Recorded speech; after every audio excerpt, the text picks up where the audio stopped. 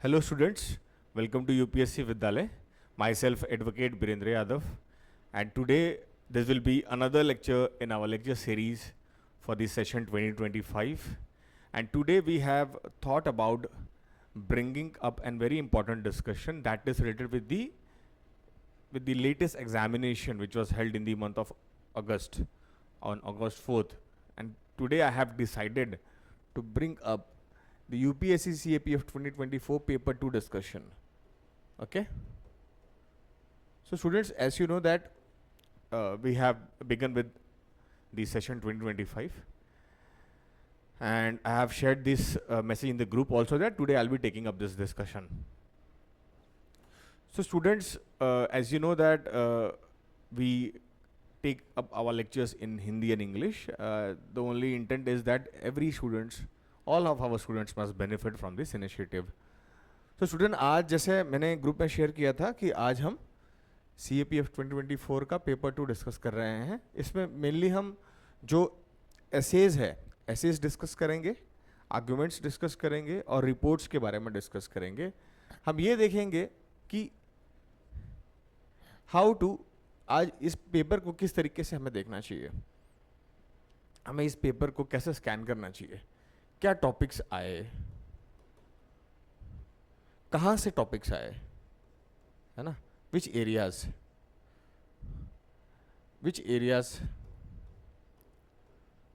कौन कौन से एरिया से टॉपिक आए, कौन कौन से टॉपिक आए, और फाइनली हमें इस पेपर में क्या अच्छा स्कोर एक्सपेक्ट करना चाहिए, इसके बारे में देखेंगे. और लास्ट में हम ये देखेंगे स्टूडेंट्स, नेक्स्ट ईयर 2025 का पेपर 2 के लिए कैसे प्रिपरेशन करना चाहिए. ठीक है. अब देखिए, इस बार सब लोग कह रहे हैं कि पेपर 1 भी थोड़ा सा अनट्रेडिशनल था, है ना. कह रहे हैं कि लोग कि सवाल CSE के लेवल वाले थे. पेपर 2 में कैसा था उसके बारे में भी थोड़ा सा हम बात कर लेते हैं. अभी जैसे आपको पता होगा कि मैंने ग्रुप में भी शेयर किया था, मैंने कुछ 90 टॉपिक्स बनाए थे. तो 90 टॉपिक्स में कुछ टॉपिक्स हमने जो बनाए थे वो इसी आधार पर बनाए थे कि लास्ट एक साल में क्या हुआ है, यूपीएससी का पास्ट पैटर्न कैसा रहा पेपर 2 का पूछने का, इस साल में करंट मेजर हैपनिंग्स क्या क्या है, उसके हिसाब से क्या आ सकता है ना. तो हमने जो बेसिकली थीम समझा था या ऑब्जर्व किया था वो ये था कि हो सकता है एनवायरनमेंट एक बहुत इंपॉर्टेंट एरिया है, तो यहाँ से कुछ आएगा. न्यूज़ में एनवायरनमेंट आजकल रहता है क्योंकि क्लाइमेट चेंज का इशू है, मेजर इवेंट है, वर्ल्ड ओवर चल रहा है, तो ये एक बर्निंग इशू है जो उसका रिफ्लेक्शन यहाँ पे भी पेपर में भी दिखाई देता है हमें. एक तो ये हमने प्रेडिक्ट किया था. दूसरा हमने माना था कि ग्लोबल वॉर चल रहा है, ग्लोबल पीस इनिशिएटिव्स चल रहे हैं. आजकल वर्ल्ड में आप देखेंगे तो यूक्रेन रशियन कॉन्फ्लिक्ट चल रहा है. ठीक है. साथ में मिडिल ईस्ट में आपको पता ही है इजराइल और फलस्तीन का इशू चल रहा है. ठीक है. तो आपको पता ही है चाइना सी में भी क्या हो रहा है, आपको पता ही है. तो जो फास्ट चेंजिंग जियो पॉलिटिक्स है ना, तो उसके वजह से हमें ये पता था कि ये सब चीज़ें हो रही हैं, तो इस पे सवाल आने की संभावना है. लास्टली मैं कहूँगा स्टूडेंट्स, मणिपुर में आपको पता ही है जो भी हुआ है, मणिपुर का जो इशू था वो भी एक बहुत बड़ा इशू था. और आपको अगर ध्यान से देखेंगे तो वहाँ पे कुकी और मेथी इसमें चल रहा है ना. तो वहाँ पे भी पता है वो SC ST का, वहाँ पे सॉरी SC का मैं कह रहा हूँ, ST जो कम्युनिटी है वो रिजर्वेशन को लेके वो भी एक इशू था, एक मेजर इशू था.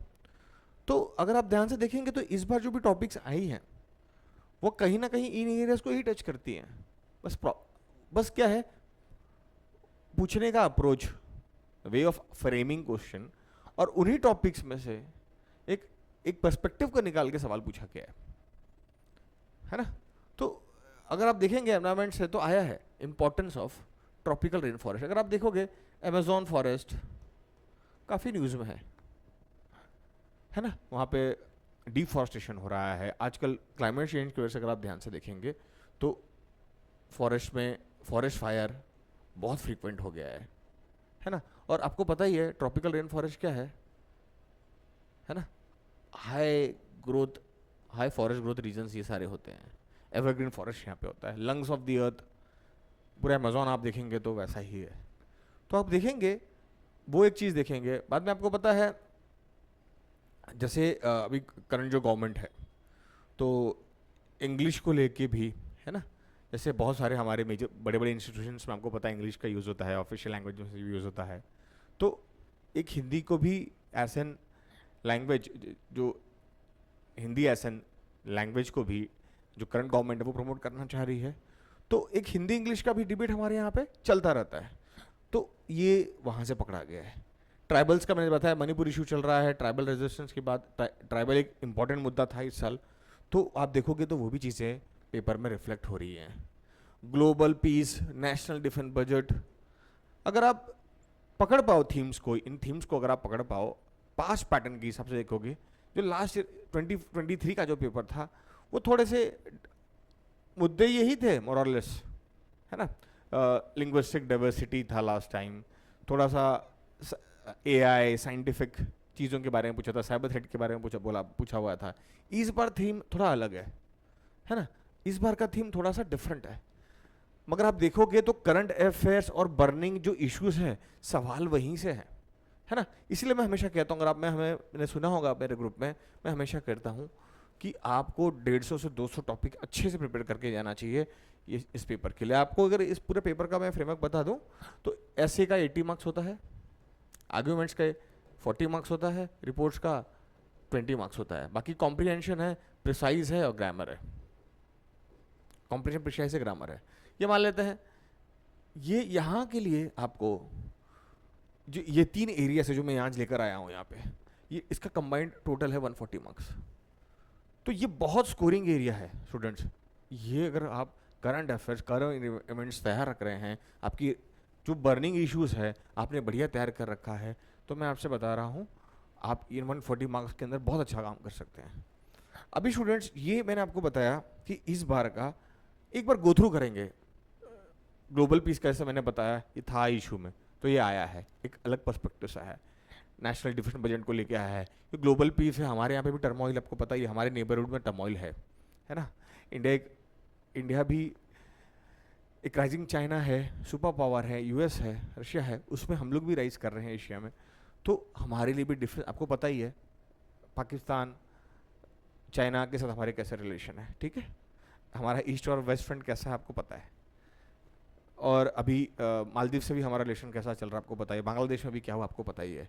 तो हमारे लिए भी नेशनल डिफेंस बजट बहुत इंपॉर्टेंट है। अभी इसकी इंपॉर्टेंस राइज हो रही है क्योंकि जियो पॉलिटिक्स बहुत तेजी से चेंज हो रही है, तो उसका असर हमारे नेशनल बजट पर भी दिखना चाहिए। वो चीज़ है, ये इंपॉर्टेंस है इस बार का एरिया। अगर आपने देखोगे मैंने टॉपिक शेयर किया था आत्मनिर्भरता इन डिफेंस, तो उससे ही रिलेटेड है। एक सिप्री की रिपोर्ट आती है, हमेशा न्यूज़ में रहता है कि ये इंस्टीट्यूट सिप्री, ये वर्ल्ड में किस तरीके से नेशनल डिफेंस बजट कैसे किसी कंट्री के चेंज हो रहे हैं वो क्लियर कट उस बजट में दिया होता है। अगर आप देखेंगे तो रशिया का बजट अभी इसमें दिखाया गया था, बहुत अभी एक वॉर इकोनॉमी की तरफ जा रहा है रशिया पूरा, तो उनका डिफेंस बजट बढ़ा है, यूक्रेन का डिफेंस बजट बहुत बढ़ा है, सऊदी का बढ़ रहा है, इंडिया का बढ़ रहा है, इंडिया से भी कुछ हद तक डिफेंस एक्सपोर्ट भी शुरू हो गया है। तो ये सारे जो करंट हैपनिंग्स है ग्लोबल पीस के लिए, आपको पता ही है आजकल क्या चल रहा है। अभी थोड़े दिन पहले ही यूक्रेन वॉर को लेके एक पीस कॉन्फ्रेंस भी रखा गया था यूक्रेन के लिए। तो ग्लोबल जो पावर्स हैं, प्लेयर्स हैं, वो पीस इनिशिएटिव्स भी लेना चाह रहे हैं। तो यही सारी चीज़ें आपको पता होना चाहिए करंट इवेंट्स में क्या क्या था इस बार। ये टॉपिक वहाँ से आता है। ट्राइबल रजिस्टर आपको पता ही है, यूपीएससी कुछ चीज़ें करंट से पूछता है, कुछ करंट से पूछता है, कुछ स्टैटिक से पूछता है, पर थीम कैसे उन्होंने चूज़ किया है। मणिपुर इशू बहुत बड़ा इशू है आज इस टाइम का, हमारे टाइम का, ट्राइबल से रिलेटेड ही है, तो वो रिफ्लेक्शन दिखेगा आपको पेपर में। देखिए tribal cultures in the age of globalization, ये भी पूछा गया है, 2 टॉपिक ट्राइबल एरिया से आया हुआ है। तो ये स्टैटिक का पार्ट है, स्टैटिक पोर्शन का है, पर थीम आपको पता ही क्योंकि न्यूज़ में रहा है, पूछने का अप्रोच अलग है। आपको पता होगा सिलेबस में दिया होगा, क्लियरली दिया हुआ है, ऐसे के भी सिलेबस में दिया हुआ है। आपको हिस्ट्री से सवाल पूछ सकते हैं, ज्योग्राफी से पूछ सकते हैं, करंट अफेयर से पूछ सकते हैं, साइंस टेक से पूछ सकते हैं, तो वही तो है ही है। तो अगर आपने स्टैटिक सिलेबस पढ़ा है तो आपको पता रहेगा ट्राइबल रेजिस्टेंस कॉलोनियल रूल के लिए क्यों क्यों हुआ है। बिरसा मुंडा रेबेलियन, बहुत सारे रेबेलियन आपको पता ही होगा क्यों हुआ था बेसिकली। ये जब आप स्टार्टिंग में पढ़ेंगे आपको पता चलेगा क्यों हुआ था, क्योंकि ब्रिटिशर्स यहाँ आए थे, है ना। वो यहाँ आने के बाद यहाँ का जो सोसाइटी का जो फ्रेम था उसको बदलना चाहते थे, उनको यहाँ से पैसे कमाने थे। तो ये जो फॉरेस्ट डेवलपर्स थे, फॉरेस्ट में रहे थे, इनकी अपनी, उनका अपना एक तरीका था जीने का, उनका एक अपना ही, जो उस टाइम के जो भी प्लेयर्स, जो भी यहाँ रूलर्स थे, उनसे डील करने का अपना एक तरीका था। पर जब ब्रिटिश आए तो शिफ्ट ऑफ पावर हुआ, तो वो रिलेशन भी, उसमें रिलेशनशिप में भी चेंज आया।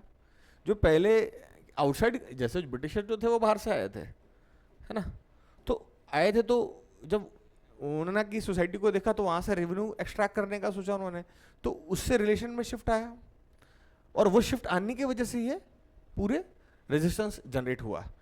वो ट्राइबल वे ऑफ लिविंग था उनका, उनको वो सेटलर्स बना रहे थे, वो लोग जंगल में रहने वाले थे, उनको वो प्लेन डेवलपर्स बनाना चाहते थे ताकि वो खेती में लगे, खेती में लगेंगे तो प्रोडक्टिविटी बढ़ेगी, उनके टैक्सेशन बढ़ेगा। और लैंड पहले ऐसे ही पड़े हुए थे, लैंड खाली था, उनको वहाँ पे अगर उनका फॉरेस्ट लाइफ अगर वो खत्म कर देंगे तभी तो वो प्लेन्स में आके सेटल होंगे, वो फार्मिंग करने लग जाएंगे।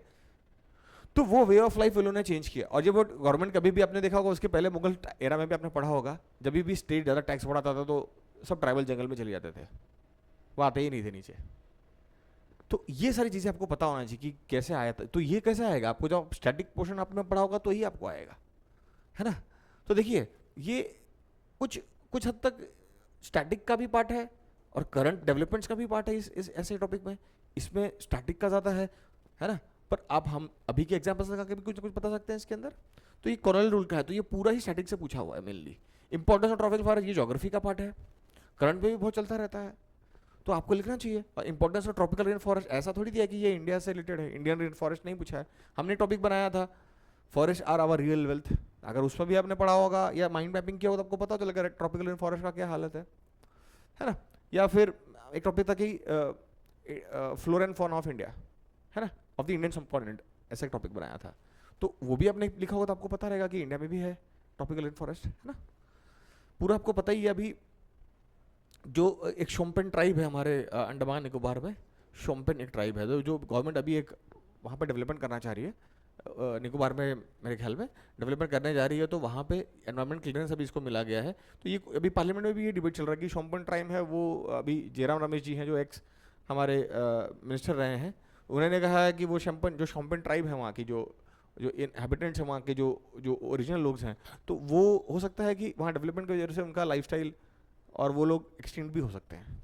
तो ऐसा उन्होंने एक चीज़ें इसके ऊपर कहा गया। तो आप ये सब चीज़ें दिखा सकते हैं कि क्या हो रहा है रेन फॉरेस्ट में, क्या दिक्कत है। ब्राज़ील में आपको पता है ये COP30 होने वाला है, COP जो 30 होता है वो वहीं होने वाला है। तो ब्राज़ील में भी फॉरेस्ट एंड, कल के ही न्यूज़ में था कि major tropical rain forest fire हुआ है।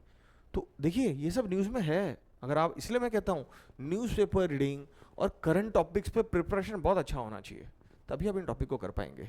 इंग्लिश इन इंडिया, आपको पता ही है इंग्लिश इन इंडिया में लोकल लैंग्वेजेस को लेके रहता है कन्फ्लिक्ट, है ना। हिंदी को अगर हम साउथ में अप्लाई करने जाते हैं तो वहाँ प्रॉब्लम रहता है, नॉर्थ ईस्ट में प्रॉब्लम रहता है ना।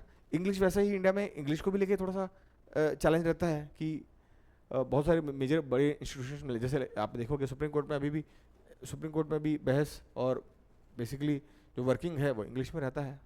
तो ये भी एक प्रॉब्लम है, ये भी एक मतलब एक इशू रहता है हमारे यहाँ पे। तो ये टॉपिक क्या है, इंग्लिश इन इंडिया डेवियांस है या फिर डेविएंट आइडिया है या वेरिएंट है।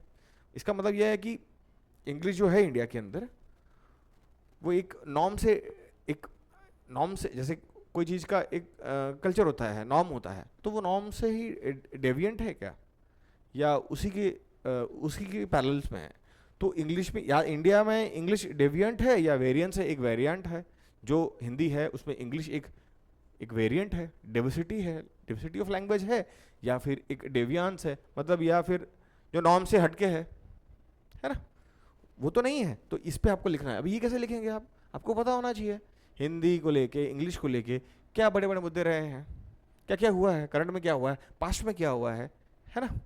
इंडिया में क्यों 3 लैंग्वेज सिस्टम है, आपको पता होगा। तो हमारे यहाँ पे है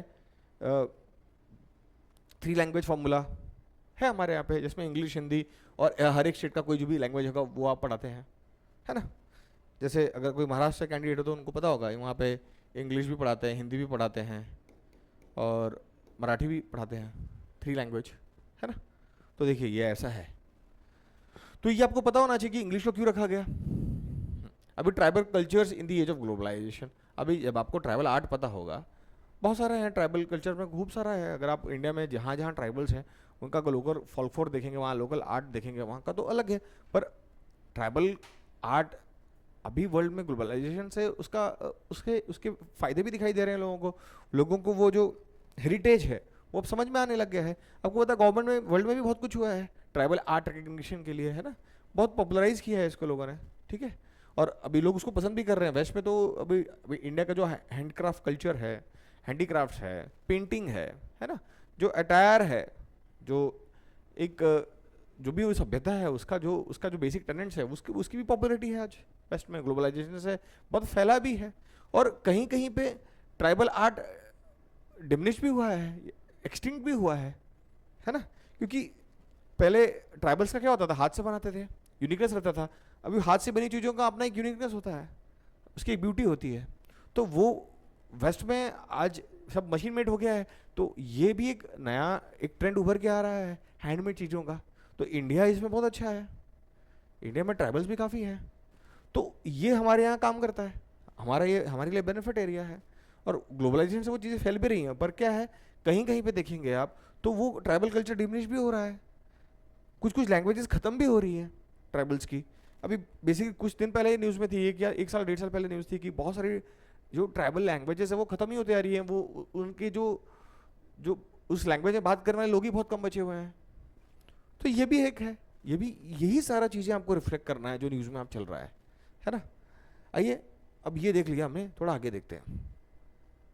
अभी classical literature could be a component of this कलम, हाउस वर्क। अभी देखिए ये भी एक टॉपिक आया है, ठीक है, इसके बारे में भी बात कर लेते हैं एक बार।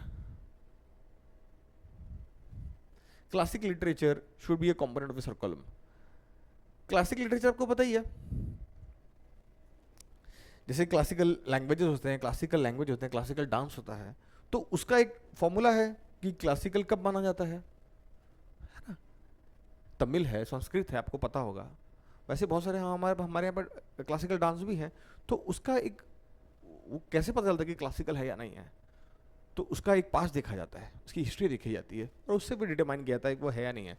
अब उसको हमारे पार्ट होना चाहिए कि नहीं, मैंने जैसे बताया ये इंटेंजिबल कल्चर का पार्ट है, ये इंटेंजिबल हेरिटेज है, ये है ना, ये मतलब हमारी इंसानियत के, ह्यूमैनिटी सभ्यता का ही वो एक इम्पॉर्टेंट हेरिटेज है हमारे लिए, हमें इस धरोहर है, उसको हमें बचा के रखना चाहिए फ्यूचर। जैसे हम कहते हैं एनवायरमेंट सस्टेनेबल डेवलपमेंट होना चाहिए, क्योंकि जो इसमें क्या है, एनवायरमेंट को प्रोटेक्शन में क्या हमसे कहा जाता है कि एक हेरिटेज है, हमें उसको आज भी सस्टेनेबल डेवलपमेंट का मेन फॉर्मूला क्या है कि वो आज आप यूज़ करिए और फ्यूचर के लिए भी बता के चलिए, वो हेरिटेज का पार्ट है, जो कमिंग जनरेशन उनके लिए भी वो रखना चाहिए। तो वैसा ये भी है, हमें उसको बचाना चाहिए। अभी देखिए house work is an unpaid labour. अभी एक तो है कि जो न्यूज़ में रहता है, और जो थी बेसिकली न्यूज़ में ये सब चीज़ें रहती हैं, कल्चर का, आर्ट का पार्ट है, तो यहाँ से पूछ लिया, है ना। और house work is an unpaid labour, for and against पूछा गया है आपको। अभी हाउस वर्क आपको पता ही है कि ये एक जो एरिया है ये इकोनॉमिक्स का है बहुत हद तक, आपको पता होना चाहिए कि क्यों ऐसा है, ये इकोनॉमिक्स का सवाल है अगर आप ध्यान से इसको समझ पाएँ तो, है ना। अनपेड लेबर कहा गया, अनपेड, तो हाउस वर्क है, काम है, अनपेड है, लेबर है, आप समझ सकते हैं कि किस एंगल से पूछा गया है।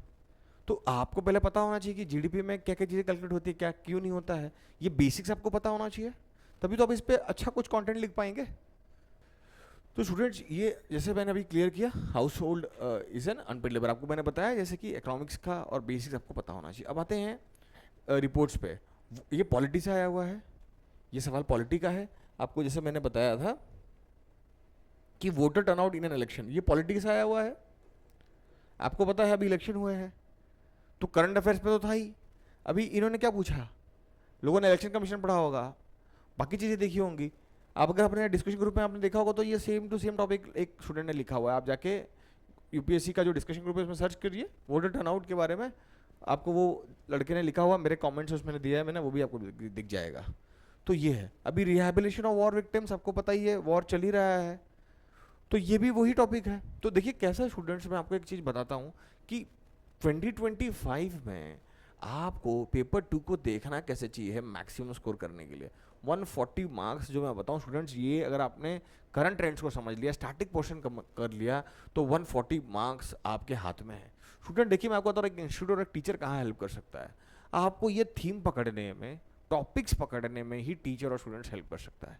ठीक है, एक टीचर या फिर इंस्टीट्यूट आपको हेल्प कर सकता है। अगर आपने ये 140 मार्क्स बहुत अच्छे से लिख लिया, बाकी वहाँ पे कॉम्प्रिहेंशन है, प्रिसाइज है, वो ग्रामर है, तो वहाँ पे आपने अगर 20-30 नंबर 35 नंबर निकाल लिया, और यहाँ पे अगर आपने 70 मार्क्स 50% मार्क्स निकाल लिए, तो हो गया आपका 100+। यही तो हमें करना है, टारगेट टारगेट यही होना चाहिए। अभी इस बार मैंने देखा स्टूडेंट्स प्रॉब्लम क्यों हुआ है, बहुत लोग कह रहे हैं, बहुत बच्चे कह रहे हैं सर 70 मार्क्स भी आ गए तो अच्छा स्कोर है इस बार। मैं बताऊंगा पेपर बहुत हार्ड नहीं है, पर बकायदा अगर आपने कंटेंट पढ़ा हुआ है स्टैटिक पोर्शन का, देखिए कोई भी पेपर को, इस पेपर को सॉल्व करने के लिए आपको दो चीज़ें बहुत अच्छे से करना पड़ेगा। एक तो पूरा स्टैटिक पोर्शन आपके सिलेबस का, जितना भी आपका सिलेबस है उसका जो स्टैटिक एरिया है बहुत स्ट्रांगली आपको आना चाहिए।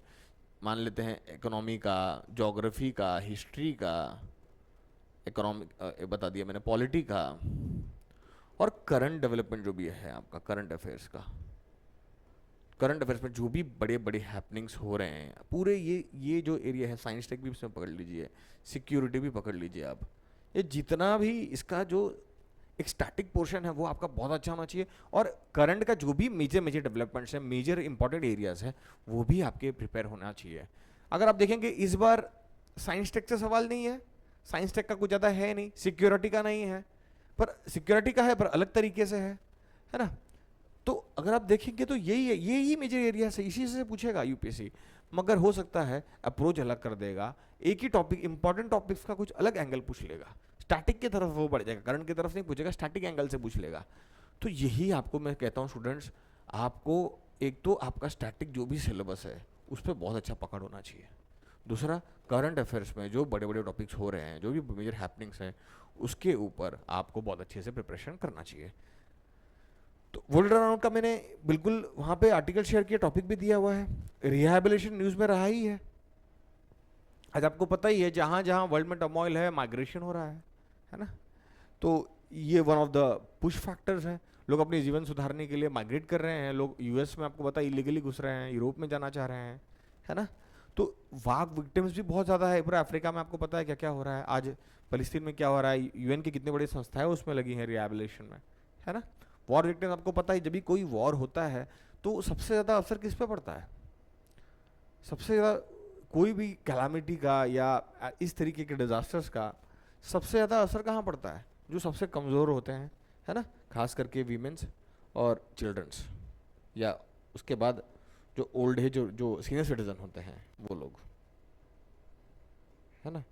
तो ये सब एंगल आपको दिखाना आना चाहिए, है ना। तो ये स्टूडेंट्स, ये चीज़ें कब आएंगी, जब आप किसी भी न्यूज़ को एक बढ़िया पर्सपेक्टिव से आप देख पा रहे हैं, उसका एक होलिस्टिक व्यू ले पा रहे हैं, एक प्रिज्मेटिक व्यू ले पा रहे हैं, तभी आप इन टॉपिक्स को अच्छा प्रिपेयर कर पाएंगे, उसमें होल्ड बना पाएंगे। इसलिए मैं कहता हूँ स्टूडेंट्स, इंपॉर्टेंट है न्यूज़पेपर पढ़ना, मेजर हैपनिंग जो भी है। मैंने देखा बहुत लोगों से मैंने बात की, मैंने स्टूडेंट्स का देखा है वो एरिया वीक है, ये एरिया वीक है। तो अगर आप देखोगे स्टूडेंट, यूपीएससी में कोई एग्ज़ाम भी कभी भी कंपटीशन कम नहीं होगा, वो बढ़ते ही जाएगा। पेपर इजी भी आ जाएगा तो जो इन्होंने अच्छा पढ़ रखा वो और अच्छा आइटम करके आएंगे, तो तभी भी आपको उतना टच कर, उस लेवल पे जाना पड़ेगा। आपको पता है कुछ रिपीटर्स होते हैं, कुछ न्यू कमर्स होते हैं, तो दोनों को ही बहुत अच्छा परफॉर्म करना होता है। और यूपीसी को कैसा है, न्यू कमर्स और जो रिपीटर्स हैं उनमें कंपटीशन भी देखना होता है, कंपटीशन भी मैनेज करना होता है उनको, है ना। और साथ में बढ़िया कैंडिडेट भी उनको चूज़ करना है, जो जिस बच्चे ने बहुत होलिस्टिकली सोचा है, हर एंगल से तैयारी की है, वो आराम से कर जाएगा इसको। यही है स्टूडेंट्स, यहाँ पे ही इंस्टीट्यूट और मेंटर इंपॉर्टेंट रोल प्ले कर सकते हैं। बाकी मेहनत तो देखिए करना ही पड़ता है ना। तो मैंने अभी आपको समझा दिया कि टॉपिक्स कहाँ से आए, इसको कैसे प्रिपेयर करना चाहिए। अभी मैं स्टूडेंट्स लास्ट में ये बताऊंगा कि मुझे लगता है कि मैंने आपको मोरलेस समझा दिया। अब मैं इसके बाद थोड़ा बात ये कर लेते हैं कि क्या कट ऑफ, क्या स्कोर आप कर रहे हैं तो अच्छा है। स्टूडेंट्स मैं कहूँगा, अगर आप शॉर्ट सिलेक्शन चाहते हैं एग्जाम्स में, इस पेपर में, या दोनों, देखिए मैं आपको बताता हूँ, स्कोरिंग 600 मार्क्स का पेपर है, 600 मार्क का पेपर है। पेपर वन आपका 250 मार्क का है, ठीक है, 250 मार्क का पेपर वन है। पेपर टू आपका 200 का है, और जो आपका इंटरव्यू है वो आपका 150 नंबर का है। तो टोटल कितना हुआ? 600। आपको पता होगा जो फिजिकल टेस्ट है वो केवल, फिजिकल टेस्ट जो आपका है वो क्वालिफाइंग नेचर का है। आपने क्वालिफाई कर लिया तो इसके कोई मार्क्स नहीं है ना। तो मार्क्स इनके ही हैं। इंटरव्यू में 150 का स्टूडेंट्स अगर आप देखेंगे, कुछ बच्चे 115 भी ले आते हैं। हमारे कुछ स्टूडेंट्स ने 106, 108, 196 ऐसे नंबर लाए हैं। पर आप देखिए यहाँ पे इतना स्कोर लाने का स्कोप रहता है। तो ये कहाँ कहाँ कैसे आएगा? प्रिपरेशन से आएगा। एक चीज़ और मैं बताना चाहता हूँ, ऐड करना चाहता हूँ कि देखिए कैसा है। एक चीज़ मैंने और देखा कि बच्चों को ऐसा लगता है कि पेपर वन वाला ऑब्जेक्टिव मैं कर लूँगा, मेरा काम बन जाएगा। पेपर टू में मैं किसी तरीके से 70 मार्क्स ले आऊँगा और इंटरव्यू में मेरे को 70-80 मिल जाएगा, मेरा सिलेक्शन कहीं ना कहीं हो जाएगा। स्टूडेंट्स, ये अप्रोच काम नहीं करता। मैं आपको बता रहा हूँ, आपको हर पेपर में स्कोर करने का सोचना चाहिए। एक पेपर से सिलेक्शन नहीं मिलेगा। कई बार क्या होता है, पेपर टू आपका अच्छा गया, पेपर टू उतना अच्छा नहीं गया और इंटरव्यू भी अच्छा नहीं गया, तो आप अटक गए। या फिर दो पेपर अच्छे के पर इंटरव्यू बहुत बहुत अच्छा नहीं है, तो रैंक पीछे की मिलेगी, आपको जो मनचाहा सर्विस है वो नहीं मिलेगा। मेरा ये कहना है, अगर आप ये तीनों एरिया भी प्रिपेयर करेंगे तो अगर आपका किसी साल में आपका लक अच्छा रहा, सारी चीज़ें सही बैठ गई, तो आपको मनचाहा रैंक भी मिल जाएगी, आप टॉप भी कर जाओगे। अगर समझ के चलिए, अगर तीनों एरिया बढ़िया प्रिपेयर किया, कुछ एरिया टफ भी गया आपका और आपको मोर देन एवरेज नंबर आ गए, तभी भी आपको सिलेक्शन शॉर्ट मिल जाएगा। अगर आपका कोई पेपर खराब ही हो गया, एक नहीं दो पेपर खराब हो गया, तो मुश्किल हो जाएगा सिलेक्शन होना। एक पेपर में थोड़ा सा कम आया तो चांस है ना, दूसरा भी खराब हुआ तो चांस खत्म है। मैं आपको बता रहा हूँ, मेरा एक स्टूडेंट है, उनको इंटरव्यू में 106 मार्क्स मिला है, अच्छा मार्क्स मिला है उन्होंने, और रिटर्न में उनको थोड़ा मार्क्स कम आ गया है। तो रिटर्न में सिर्फ 2 मार्क्स का सिलेक्शन रुक गया है, 2 मार्क्स के लिए। अब बताइए 2 मार्क्स क्या ही है, पर क्योंकि इंटरव्यू में अच्छा लाने के बावजूद भी नहीं हो पाया, क्योंकि वहाँ पेपर वन पेपर टू में मार्क्स कम आ गया। तो इसलिए मैं कहता हूँ कि हर पेपर में आपको स्कोर करना है। अब स्कोर कैसे करेंगे? स्कोर क्या कर रहे हैं कि मैं बता रहा हूँ, इंटरव्यू में आपको बता रहा हूँ। एक और चीज़ बता दूँ, पेपर वन लोगों को लगता है पेपर वन पढ़ूंगा और मैं पास कर जाऊंगा, पेपर टू में कम भी लाऊंगा तो चलेगा। नहीं, पेपर टू में भी लाना पड़ेगा और इंटरव्यू में भी अच्छे नंबर लाने पड़ेंगे आपको। अब पेपर वन के लिए आपको पूरा स्टैटिक पढ़ना पड़ेगा, करंट अफेयर्स भी पढ़ना पड़ेगा। पेपर टू में आपको लिखने का प्रैक्टिस करना पड़ेगा, ऐसे लिखना पड़ेगा, ये अच्छे टॉपिक्स पे प्रिपेयर करना पड़ेगा, इसलिए वहाँ पर भी मेहनत लगेगी।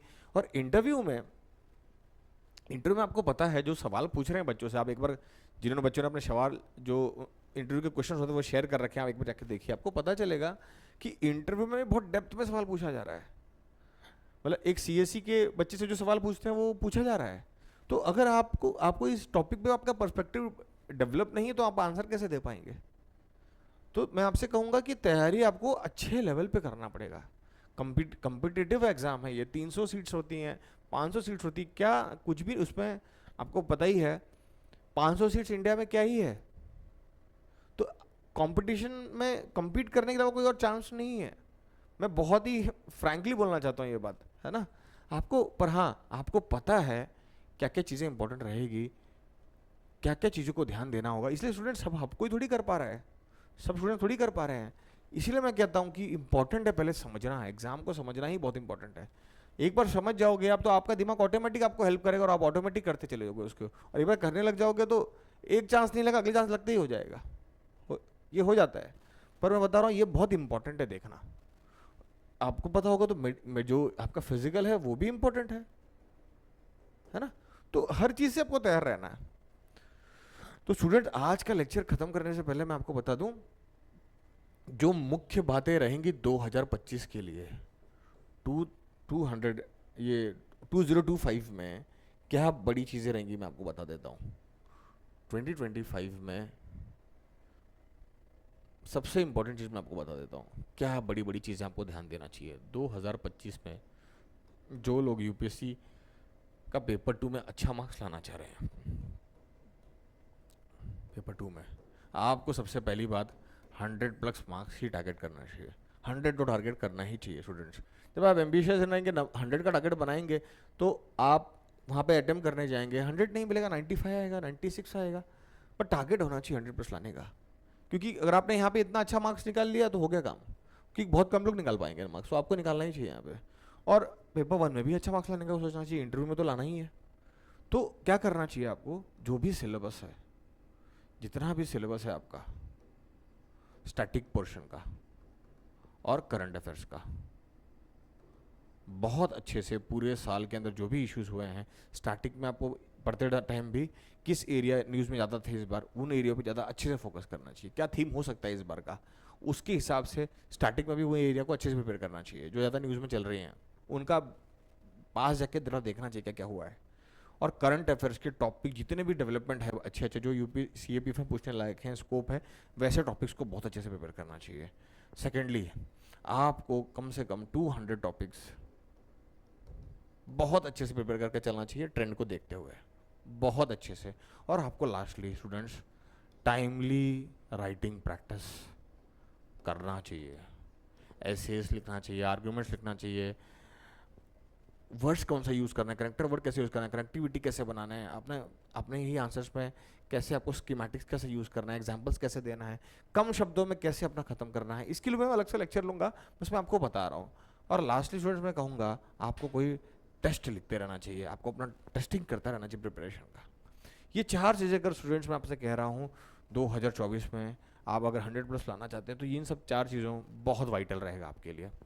एंड वैसे ही स्टूडेंट्स हम लोग हमारे ग्रुप में, आपको पता ही है, मैं ऑलरेडी मैंने डिस्कशन ग्रुप बना दिया है, मैं वहाँ पे एक सारा कंटेंट अभी से शेयर करने लग गया हूँ, तो आपको पूरे साल में सारे टॉपिक्स भी मैं दे दूंगा, बस आपको वर्क करना है और होलिस्टिकली उस टॉपिक्स के बारे में सोचना है। और आपको अगर पता ना हो तो हमने अपना टेलीग्राम पे एक ग्रुप बनाया है, हमारे यूपीएससी विद्यालय का जो टेलीग्राम ग्रुप है, उसके अलावा हमने पेपर 2 के लिए अलग से टेलीग्राम ग्रुप बनाया है। मैं रिक्वेस्ट करूँगा, अगर आपको पता नहीं है तो वो देख के आप ज्वाइन कर लीजिए, आपको वहाँ पे रिलेवेंट कंटेंट में पूरा ईयरली देने वाला हूँ, तो आपको वहाँ से वो मिल जाएगा।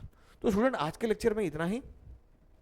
मेरे ख्याल में मैं आपसे बता दूं, अगर आप इस पेपर में, मानता हूँ स्टूडेंट आराम से 80+ मार्क्स ला सकता था, अगर उसने ठीक ठाक मेहनत की है तो इतना नंबर आ सकता है। रीडर राइटिंग प्रैक्टिस अच्छी है, कंटेंट अच्छा प्रिपेयर कर रहा है, तो इतना आराम से ला सकता था। अगर किसी स्टूडेंट ने बहुत बढ़िया प्रिपेयर कर रहा है तो वो 100 मार्क्स भी ला रहे हैं, तो मैं मानता हूँ सही अच्छा नंबर लाया उन्होंने। 70 मैं मानता हूँ बहुत ही लोअर साइड में है, इतना मार्क्स तो रहना चाहिए इसमें। 100 तो होना ही, 80 से प्लस है तो मैं मानता हूँ बहुत अच्छा किया है स्टूडेंट ने, और ये है तो एक्सीलेंट है ही। ठीक है, तो thank you so much students for joining us. आज के लेक्चर में इतना ही, दोबारा मिलेंगे अगले लेक्चर में। Till then thank you so much.